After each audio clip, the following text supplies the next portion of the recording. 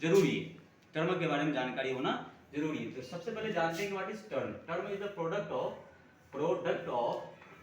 Product of variable and constant, यानी variable को बोलते हैं चर और कांस्टेंट को बोलते हैं अचर।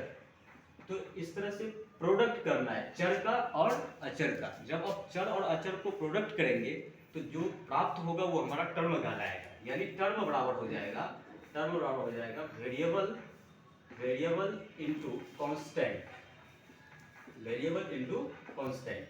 तो इससे एक एग्जांपल बनाते हैं कि टर्म से जुड़ी हुई कुछ एग्जांपल आपको देना चाहते हैं। जैसे मान लीजिए वेरिएबल में x और कांस्टेंट में मान लीजिए 2, तो 2 इंटू एक्स कितना हो गया 2x। 2x हमारा क्या कहलाएगा, टर्म कहलाएगा। क्या कहलाएगा, टर्म कहलाएगा।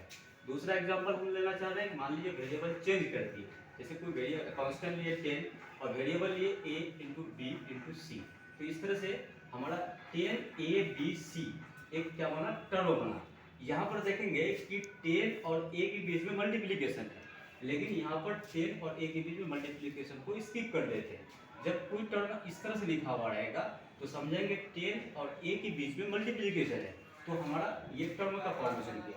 तो इस तरह से हम लोग टर्म बनाते हैं। एक और चीज जानने की कोशिश करेंगे कि पावर ऑफ टर्म क्या होता है। पावर ऑफ एक्सप्रेशन नहीं, पावर ऑफ टर्म क्या होता है। तो पावर ऑफ टर्म जो होता है वो होता है सम ऑफ पावर ऑल वेरिएबल्स।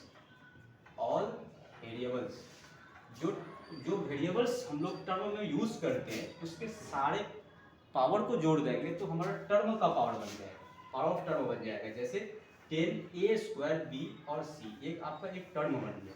अगर इसका पावर पूछेगा तो हम लोग डायरेक्ट 2d बोल देंगे, क्योंकि ये एक्सप्रेशन नहीं है, ये टर्म है। जब टर्म रहेगा तो हम लोग इसका पावर निकालने के लिए पावर ऑफ a करेंगे। a का पावर हमारा 2 मिला, b का पावर कुछ नहीं तो 1 है, तो 1 जोड़ेंगे और प्लस करेंगे c का पावर 1 है, टोटल मिलाकर के हो गया आपका 4। यानी इस टर्म का जो पावर हुआ वो 4 हुआ, ना कि 2 हुआ। इसी तरह से मैं दूसरा एग्जांपल देना चाहता हूँ कि जैसे x² y और z, इस तरह से कोई टर्म है, मान लीजिए हम 3 मान लीजिए x² y z³ इस तरह से एक टर्म बना। तो इस टर्म का अगर पावर पूछेगा तो हम लोग ये नहीं कि मैक्सिमम पावर देख करके टर्म का पावर बोल देंगे, ऐसा नहीं होगा। तो यहाँ हम लोग पावर को क्या करेंगे, जोड़ेंगे सबके पावर को। इसके पावर कुछ नहीं तो कितना है, 1 है। तो इस तरह से हमारा पावर बन गया है 2 + 1 + 3, इन टोटल मिला के हो गया आपका 6।